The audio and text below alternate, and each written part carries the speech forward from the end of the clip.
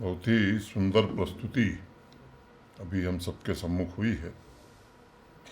गोवा के सभी भाई बहनों को मैं उनके राज्य की स्थापना दिवस के अवसर पर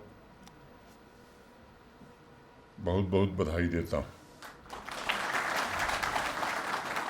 समेस्त गोयकार भावा भैंडोक माए मोगाचा येवकार। हमारे गडकर साहब इसको ठीक से समझ सके हैं। बहुत लंबे समय से गोवा तथा वहाँ के भाई बहनों की प्रतिभा का मैं प्रशंसक रहा हूँ और इसलिए आज का ये दिन व्यक्तिगत रूप से भी मेरे लिए विशेष है और मैं वहाँ के सभी नागरिकों के अच्छे स्वास्थ्य और उज्जवल भविष्य की कामना करता हूँ, खुशहाली की कामना करता हूँ। जम्मू कश्मीर और गोवा का संबंध बड़ा पुराना है। गोवा सरकार के रिकॉर्ड में लिखा है कि चौथी और छठवीं शताब्दी में कश्मीर का पंडित समुदाय यहाँ से भारी संख्या में गोवा गया, वहाँ लोग बसे और वहाँ के विकास में अपना अभूतपूर्व और अमूल्य योगदान दिया। इस तरह देखा जाए तो गोवा के रेतीले समुद्र तटों और जम्मू कश्मीर की पहाड़ियों के बीच एक अटूट रिश्ता लंबे समय से है और मैं समझता हूँ कि यही भावना है जिसको प्रधानमंत्री जी बार बार कहते हैं, एक भारत श्रेष्ठ भारत की ये अनमोल विरासत है, उसका उदाहरण है। गोवा राज्य का स्थापना दिवस वितस्ता और मंडोवी दोनों नदियों की धरती में रचे बसे प्राचीन दर्शन जीवन मूल्यों को वर्तमान जीवन मूल्यों से जोड़ने का भी दिन है। मैं मानता हूं कि अमृतकाल में स्थापना दिवस का ये पावन पर्व गोवा तथा जम्मू कश्मीर की वर्तमान पीढ़ी को इतिहास में छुपे हुए संबंधों से परिचित कराएगा और भावी पीढ़ियों के लिए शांति आदर्श का प्रेरणा स्रोत बनेगा।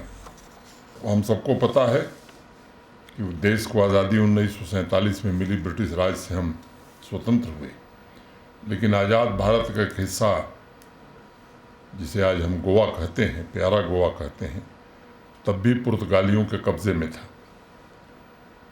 मुझे लगता है कि जो लोग भी गोवा संघर्ष या गोवा आंदोलन से परिचित हैं, डॉक्टर राम मनोहर लोहिया का नाम सबके जहन में होगा।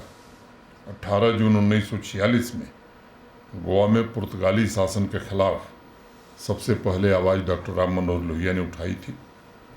उस आंदोलन को गोवा मुक्ति संग्राम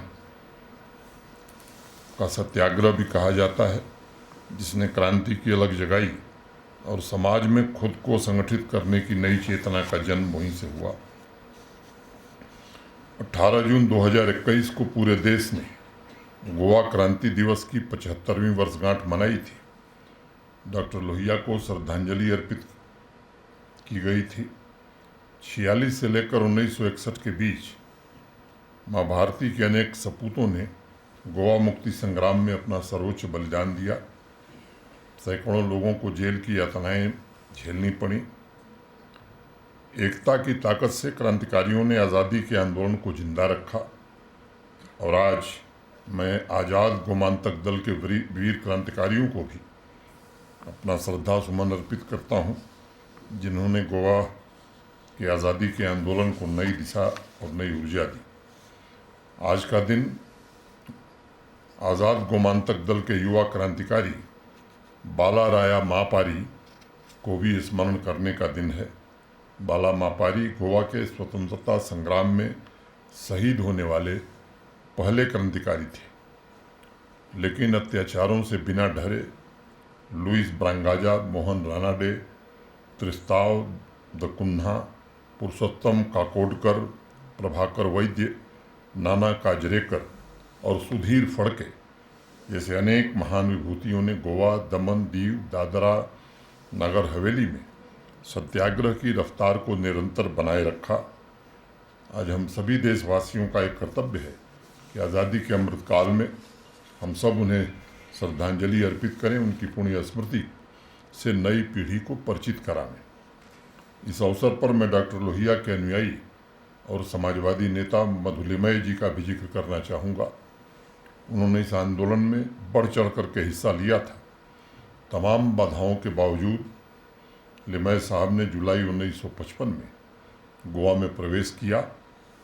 उन्हें गिरफ्तार करके 2 साल जेल में रखा गया था और उन्होंने भी गोवा की आज़ादी के आंदोलन को जीवित रखने में अनेक प्रयत्न किए।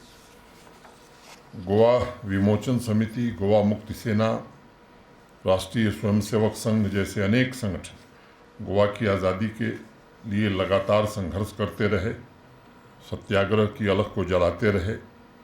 एक अनुमान के मुताबिक 18-19 दिसंबर 1961 को जब भारतीय सेना ने ऑपरेशन विजय के जरिए गोवा को आज़ाद कराया, तब तक इस आंदोलन में लगभग 58 लोग शहीद हो चुके थे।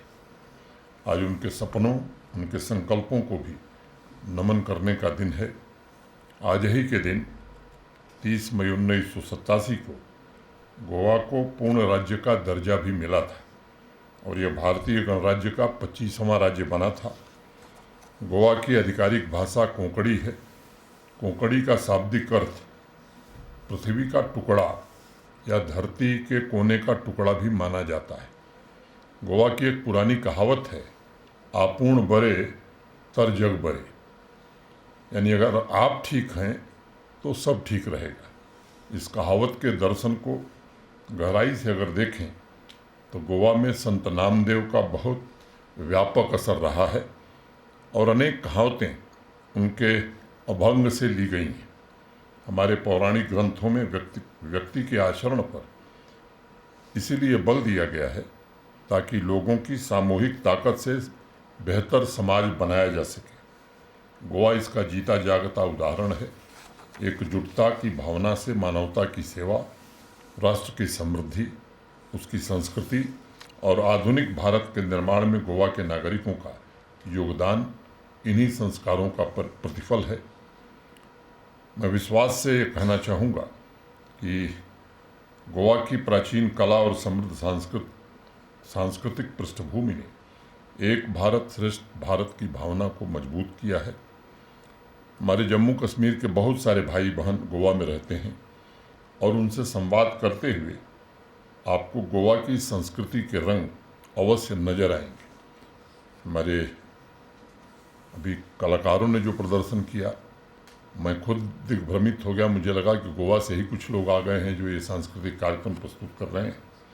वहाँ का पर्यटन उद्योग, मत्स्य उद्योग विकसित भारत के लक्ष्य की प्राप्ति में योगदान दे रहा है। वहाँ की सांस्कृतिक धरोहर में कश्मीर घाटी की भी सुगंध मिलती है। एक कविता है, उसकी 2 पंक्तियाँ, भोता वारे गोईची राना तरंगा कलश जावन उबे, यानी जब गोवा के जंगलों में हवा चलती है तब लहरें शिखर तक जाती हैं। कवि जिन समुद्र की लहरों की बात कर रहा है वह जीवन में ऊर्जा का भी प्रतीक हैं और आगे बढ़ने का उत्साह भी उसमें शामिल है। गोवा में कहते हैं, काल खात तुका दिश्यो दिवो, यानी अंधेरे में आपको देखने के लिए एक ही दीपक चाहिए। इस दर्शन में समाज को आगे बढ़ाने की चेतना शामिल है और समाज की क्षमता का विस्तार करने का संकल्प भी। गोवा का संगीत भी विविधतापूर्ण और समृद्ध है और अनेक अवसरों पर आप पणजी, मपुसा या पोंडा में संस्कृति एवं सामाजिक भावनाओं का संगम देख सकते हैं। एक कॉस्मोपॉलिटन राज्य होने एवं तमाम वैश्विक संस्कृतियों के प्रवाह के बावजूद गोवा की विशिष्टता ये है कि अपनी जड़ों को अभी भी वो गौरवशाली परंपरा से जोड़े हुए है और वो अत्यंत गहरी हैं और ये देश सेवा से प्रेरित भी हैं। आज इस शुभ अवसर पर मैं एक बार पुनः गोवा के सभी भाइयों और बहनों को हृदय से बधाई देता हूँ। आइए विविधता में एकता की ताकत से हम एक दूसरे का सहयोग करें, एक दूसरे की संस्कृतियों को समृद्ध करें और एक उज्जवल भविष्य की ओर कदम बढ़ावें।